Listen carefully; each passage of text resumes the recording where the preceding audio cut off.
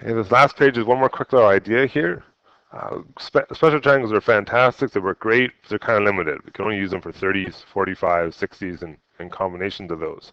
And that doesn't really solve a whole lot of problems for us. So this last idea is how we can use this without using a special triangle. Okay? We can still draw pictures the same way we did in the first place. I look at my first example here and I see cos, and I see the fact that it's negative. That tells me where to draw. Okay, where can cos be negative? Well, not in C or A, but definitely in S and T. And what I want to do is I figure out the angle inside there, my acute angle, like we always have. Now, I can do that using my calculator. Knowing that cos theta equals negative 0.6544, I can take the inverse cos of the decimal, and notice I'm not using the sign this time because that all that did was tell me where to draw my diagram. I'm not using it to actually solve the problem. When I take the inverse of this, I end up with 49.13 degrees. And that goes into our diagram here and here. And just like when we did special triangles, that's not my answer, but it helps me find my principal angle, theta. Okay. One answer, remember, 0 right here, would be all the way to there. How much is that? Well, it's not quite 180. It's 180 minus 49.13. Comes out to 130.87 degrees. That's one answer. The second answer would be if I went from 0 all the way over to here, right?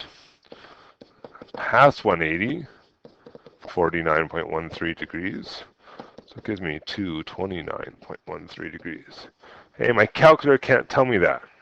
It'll tell me 49.13, but by using the ideas of special triangles and cast, I can figure out the actual angles that made that ratio. Hey, give the last one a try yourselves.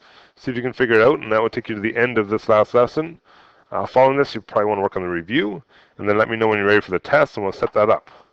Okay, the test is going to incorporate everything from straight line trigonometry, so SOHCAHTOA, sine law, cosine law, some applications, bearings and word problems, and then also some rotational trigonometry, setting up the ratios, finding the special triangles, and then solving for angles.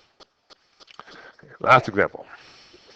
10, positive in the T quadrant and the A quadrant. T quadrant is down here. All right, I drew my picture. I'll put my little angles in here.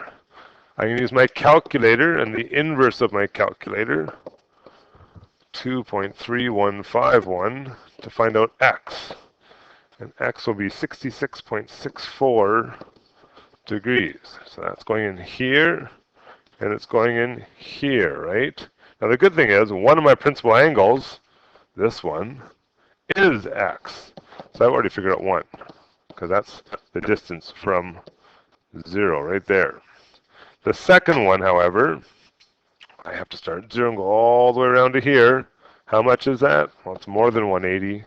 Specifically, it's 66.64 degrees past 180. So I end up with 246.64 degrees. And that takes us to the end of finding angles.